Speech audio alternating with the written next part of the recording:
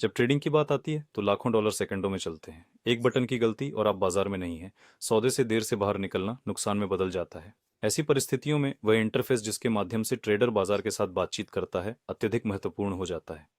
यह सिर्फ एक स्क्रीन नहीं है, यह मुख्य कार्यक्षेत्र है और इसकी सुविधा और विश्वसनीयता पर सीधे परिणाम निर्भर करता है।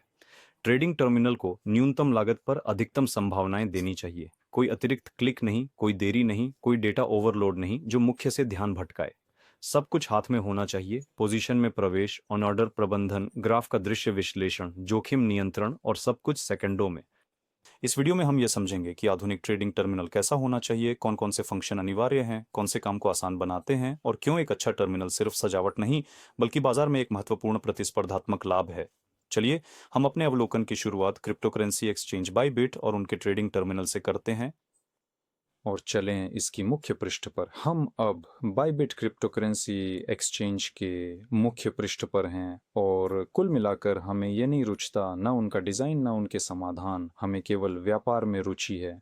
इसलिए सीधे ट्रेडिंग टर्मिनल पर चलते हैं। डेमो ट्रेडिंग पर क्लिक करें और डेमो खाते पर ट्रेड करें। हाँ, मैं केंद्रीकृत एक्सचेंजों के बारे में कुछ शब्द कहूँगा। उनके पास फ़ायदे हैं और नुकसान भी। फायदे ये हैं कि बाजार में बड़ी तरलता होती है, बड़े ट्रेडिंग वॉल्यूम होते हैं, आप हमेशा खरीद और बिक्री कर सकते हैं। और ये अच्छा है, लेकिन माइनस ये है कि ये एक्सचेंज केंद्रीकृत हैं। केंद्रीकृत एक्सचेंज वे आपसे पूरी पंजीकरण की मांग करते हैं, आपके डेटा की जानकारी जैसे ईमेल, मोबाइल फ़ोन और पासपोर्ट डेटा, ताकि आपको ट्रेडिंग की अनुमति दी जा सके। और ये समझना ज़रूरी है कि आप अपने धन के मालिक नहीं हैं, इन धन का मालिक एक्सचेंज है।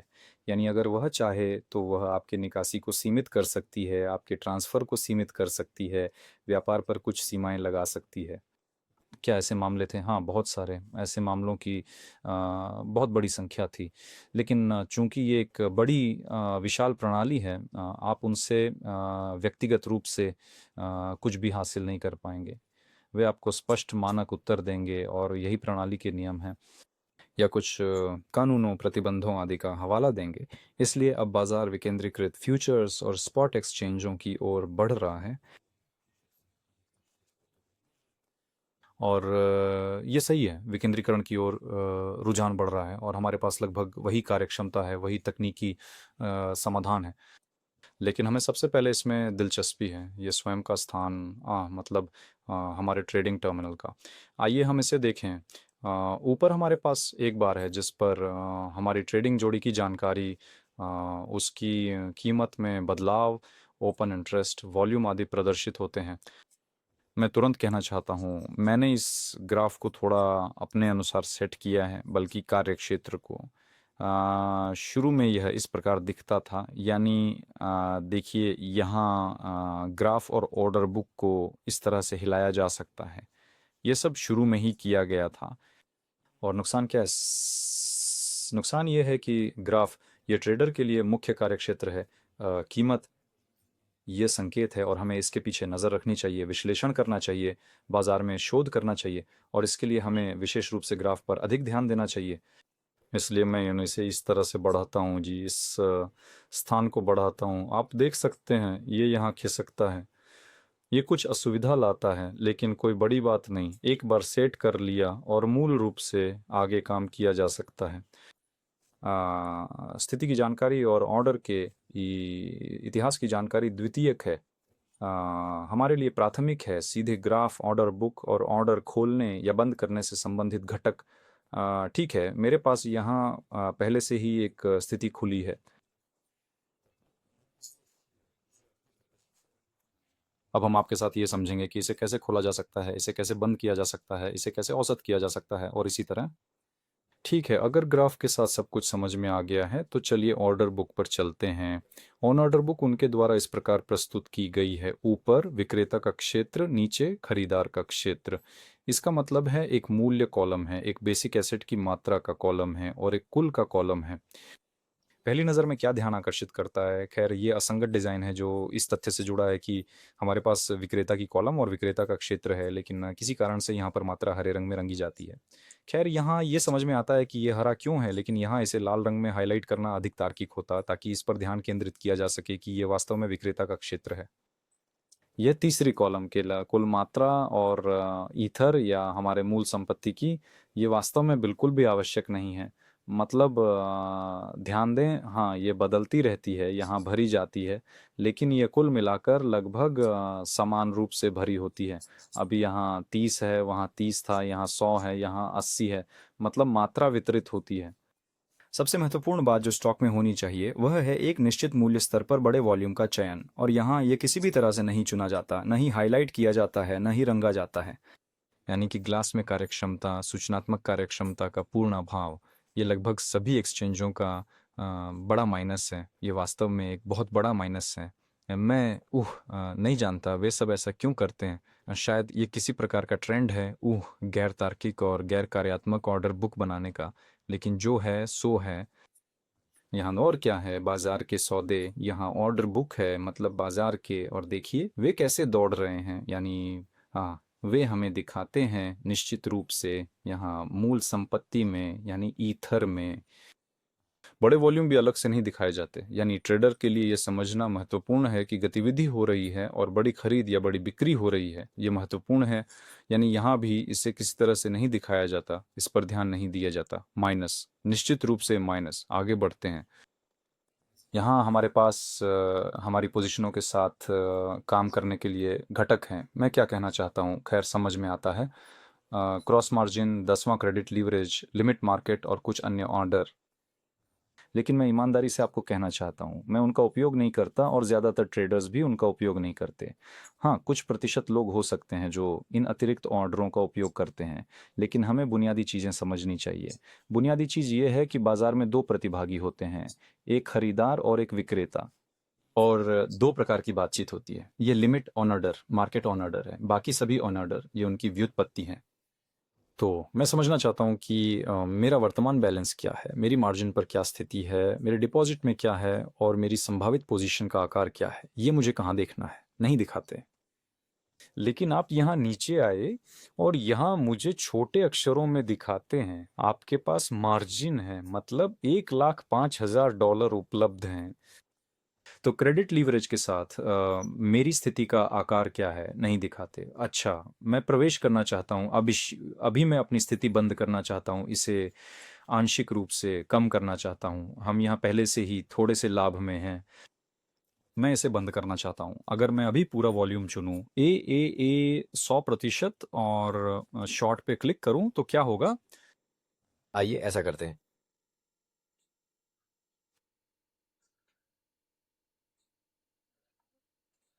तो यहाँ हमारे साथ क्या हुआ, ये कि हमने अपनी लॉन्ग पोजीशन बंद कर दी और शॉर्ट पोजीशन में बदल गए।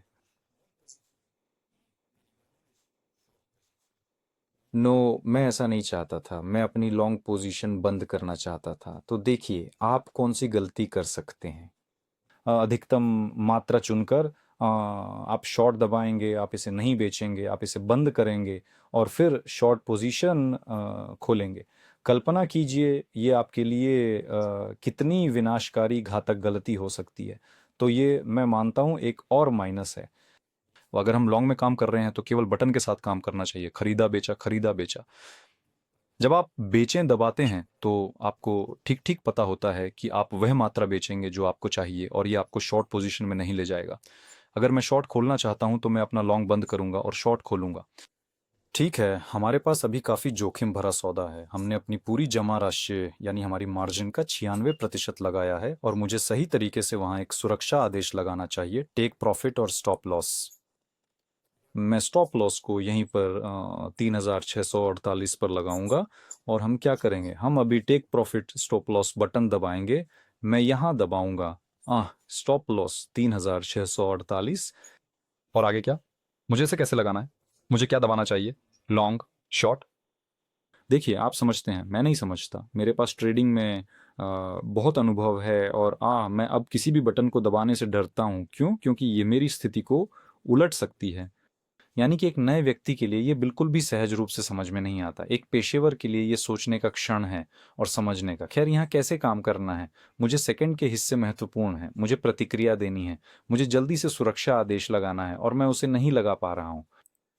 इसे कैसे लगाएं? सो देखिए, अगर उनके पास यहाँ टेक प्रॉफिट ये स्टॉप लॉस है तो ऐड दबा सकते हैं। हाँ, ये स्टॉप लॉस ऑर्डर है, फिर से 3648 दर्ज करें और पुष्टि करें, दबाएं। और देखिए, हमारा स्टॉप लॉस आखिरकार पुष्टि हो गया। लेकिन डरावना है, वास्तव में इन एक्सचेंजों पर काम करना असुरक्षित, असुविधाजनक और डरावना है। लेकिन मैं समझता हूँ कि समय के साथ इसकी आदत डाली जा सकती है और इसके साथ काम किया जा सकता है और अनुकूलित किया जा सकता है और सब कुछ ठीक हो जाएगा। लेकिन हमने आपसे कहा था कि सेकंड के हिस्से महत्वपूर्ण होते हैं, न्यूनतम खर्चे चाहिए। यहाँ मैं इस निष्कर्ष पर पहुँचा हूँ कि ऐसी प्लेटफॉर्म्स पर, ऐसी इंफ्रास्ट्रक्चर पर तेज़ी से काम करना लगभग असंभव है। अगर मैं लिमिट ऑर्डर्स की ग्रिड लगाना चाहता हूँ, अच्छी स्थिति है, हमने बहुत बड़ा वॉल्यूम लिया है, मतलब सब कुछ बढ़िया है, तो और मैं तुरंत अपनी बाजार की स्थिति को कम नहीं करना चाहता, मैं अलग अलग तरीके से बाहर निकलना चाहता हूँ, जैसे यहाँ यहाँ यहाँ यहाँ और यहाँ।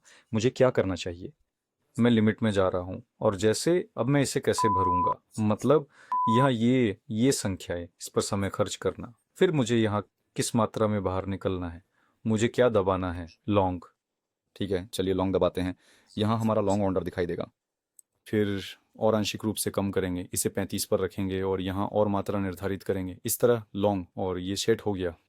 मतलब मैं यहाँ और ऑर्डर लगाना चाहता हूँ, क्या स्टैक के माध्यम से काम किया जा सकता है? निश्चित रूप से ये संभव है। चलिए मूल्य के कदम को बढ़ाते हैं और कीमत को स्टागन के माध्यम से बदलने की कोशिश करते हैं। हाँ देखिए, ये बदल रहा है। फिर से स्थिति को कम करने के लिए मात्रा चुननी होगी। यहाँ फिर से लॉन्ग लगाते हैं। चलो इसे कहीं पास में रखते हैं, यहीं फिर से हम स्थिति से बाहर निकलने का आदेश देंगे, इस तरह लंबा। चलो इसे वर्तमान स्तर पर ही रखते हैं, मात्रा चुनें, लंबा रखें। इस तरह से हमने लंबी स्थिति के लिए मात्रा खोली, लेकिन जानते हैं क्या बुरा है? मैं इस तरह के जोश में ये लिमिट ऑर्डर लगा सकता हूँ बिना समझे कि मैं किस मात्रा में ये लिमिट ऑर्डर लगा रहा हूँ। ये सब कुछ जैसे अंदाजे से अस्पष्ट, अनिश्चित। देखिए ये काम करना शुरू कर देती है। देखिए कीमत गिर रही है, सब ठीक है, हम बंद कर रहे हैं। मुझे अभी वास्तव में इन ऑर्डरों को रद्द करना आसान लग रहा है। हाँ, पुष्टि की आवश्यकता है।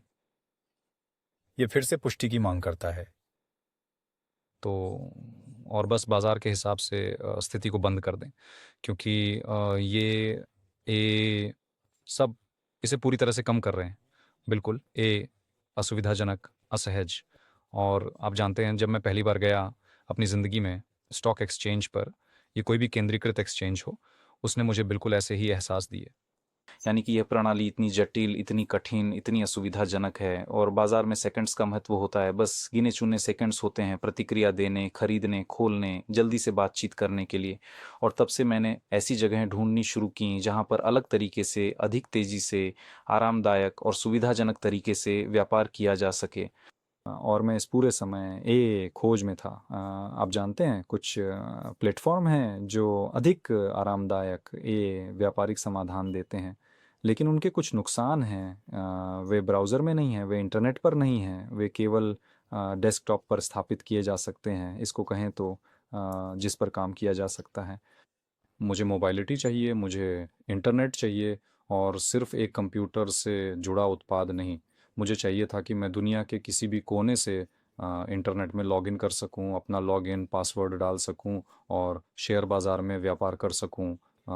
सुविधाएं होनी चाहिए। यश, आप जानते हैं, मैंने ऐसा एक प्लेटफॉर्म पाया, मैं अभी आपको इसे दिखाऊंगा। चलिए अगले प्रोजेक्ट पर चलते हैं, अगली क्रिप्टो करेंसी एक्सचेंज पर। इस प्रोजेक्ट का नाम है टोकन रेट। जैसा कि मैंने पहले कहा था, मैं एक अच्छी सुविधाजनक ट्रेडिंग प्लेटफॉर्म की खोज में हूं, और आप जानते हैं, मुझे लगता है मैंने इसे ढूंढ लिया है। मुख्य पृष्ठ पर हमें एक बहुत ही दिलचस्प एनिमेशन मिलता है। सब कुछ उनके विशेष शैली में है और एक काफ़ी ज़ोरदार बयान। अगली पीढ़ी की एक्सचेंज लिख रहा है, जल्दी जी, सब कुछ उपलब्ध है, सब कुछ शानदार है। लेकिन आप जानते हैं, जब मैं अगले स्क्रीन पर गया तो मैंने समझा कि वास्तव में क्या बात हो रही है। यहाँ एक स्थिर टर्मिनल का प्रदर्शन हो रहा है और मैंने तुरंत देखा कि यहाँ एक कार्यात्मक स्टैक है जिसमें काम करने की संभावना है। शायद सीधे इस स्टैक से हमें वॉल्यूम्स दिखाए जाते हैं, शानदार, सब कुछ बढ़िया, और इसके अलावा यहाँ अनुकूलन योग्य वॉल्यूम्स भी हैं। मुझे ये इतना दिलचस्प लगा कि मैं इंतज़ार नहीं कर सकता। मैंने तुरंत ही इस प्लेटफॉर्म पर ट्रेडिंग शुरू कर दी। खैर, थोड़ा नीचे देखें, यहाँ कुछ उत्पाद हैं जो कॉइन लॉन्च करने के लिए हैं, यानी शायद आप अपना टोकन बना सकते हैं और उसे लॉन्च कर सकते हैं। भविष्य में नहीं, उनके पास विकेंद्रीकृत टोकनों के व्यापार के लिए ऑन चेन इकोसिस्टम होगा, उनके पास अपना टोकन भी है। हाँ, यहाँ सब वो 90% सब कुछ काफ़ी समझदारी से लिक्विडिटी क्षेत्र में है। यहाँ भविष्य में स्टेकिंग सिस्टम की योजना है और आय को कमीशन से स्टेकर्स में पुनर्वितरित किया जाएगा। ये सब बहुत ही दिलचस्प है। वास्तव में ये एक बहुत ही आशाजनक परियोजना है। मैं बस अभी ट्रेडिंग शुरू करें, बटन दबाते हैं और हम ट्रेडिंग टर्मिनल पर जाते हैं।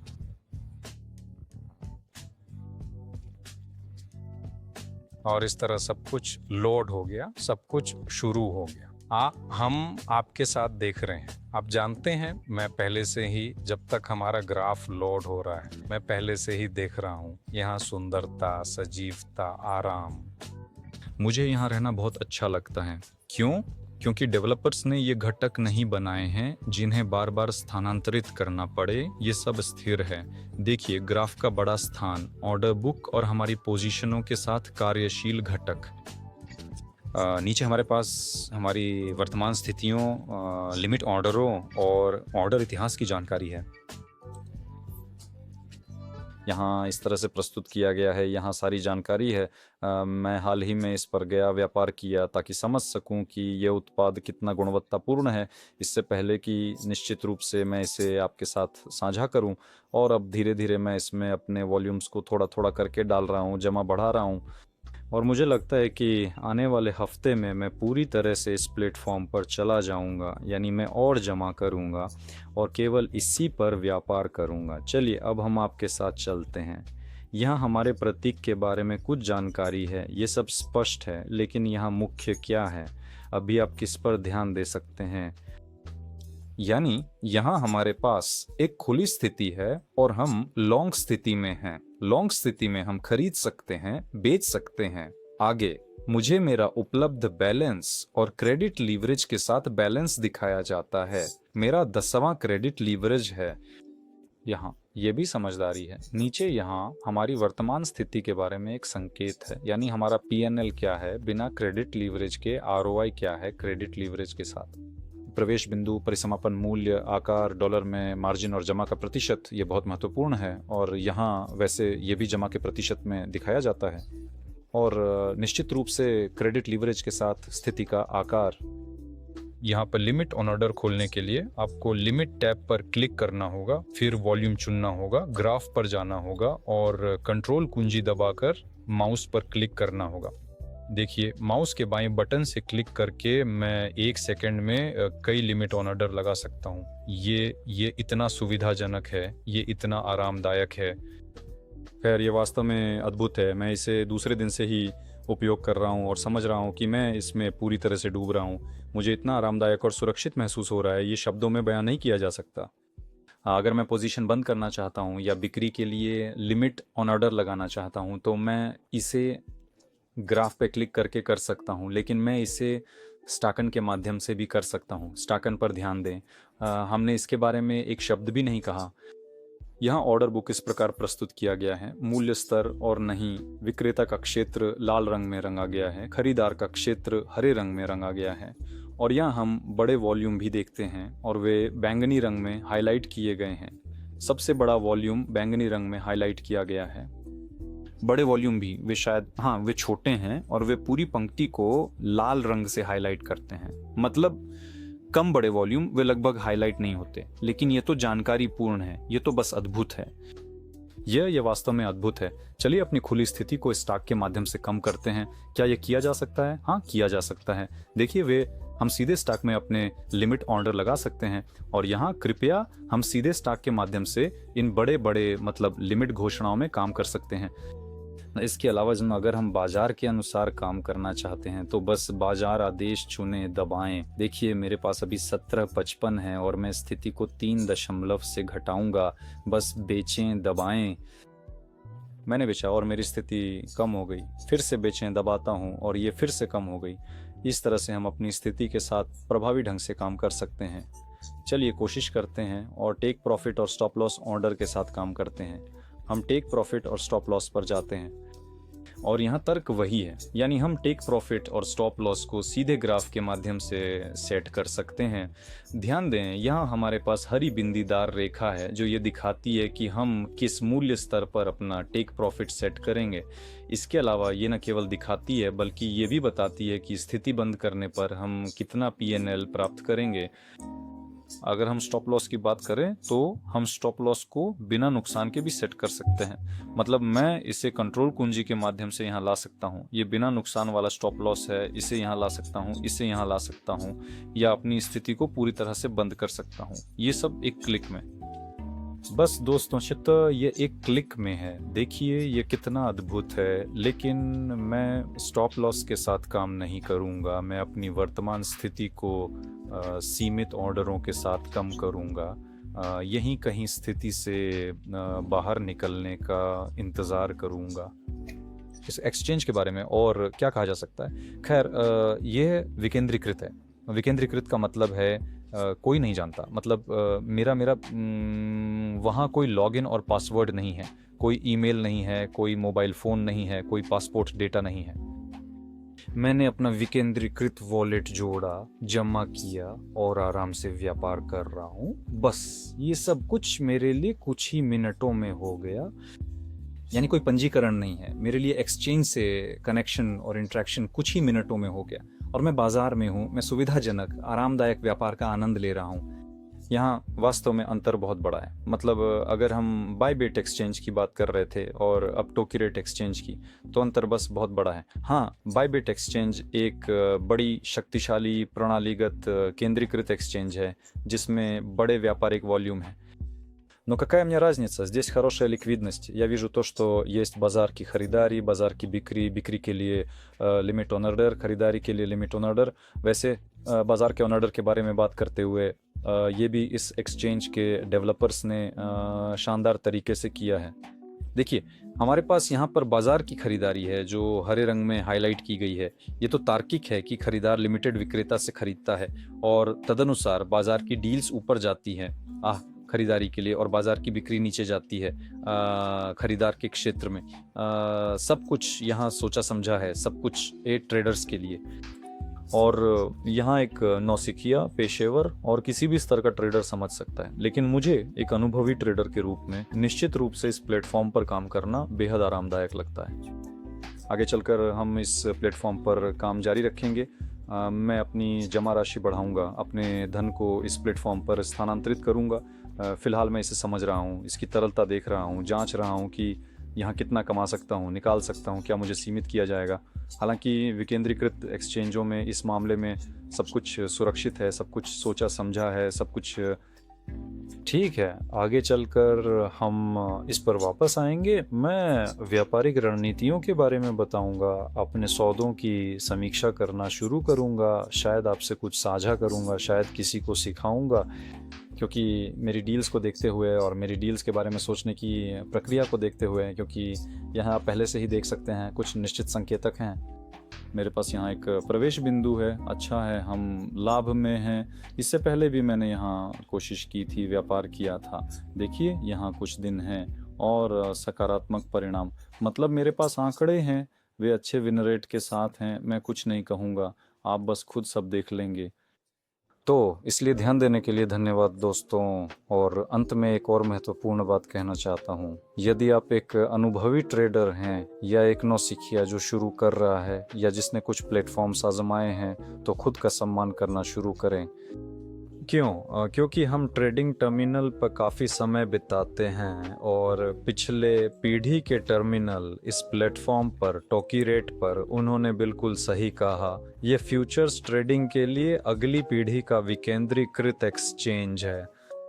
उन्होंने वास्तव में अगली पीढ़ी का प्लेटफॉर्म बनाया है और जो कुछ भी वहाँ केंद्रीकृत एक्सचेंजों जैसे बायबिट, बाइनेंस आदि के साथ बचा है वह असुविधाजनक है, वह असहज है। और ख़ुद का सम्मान करें, समझदार, आरामदायक, सुविधाजनक प्लेटफॉर्म पर जाएं। और ये प्लेटफॉर्म वही है और इसी पर मैं परिणाम दिखाऊंगा और बनाऊंगा जो पीएनएल और रोल में व्यक्त होगा और आप ये सब देखेंगे।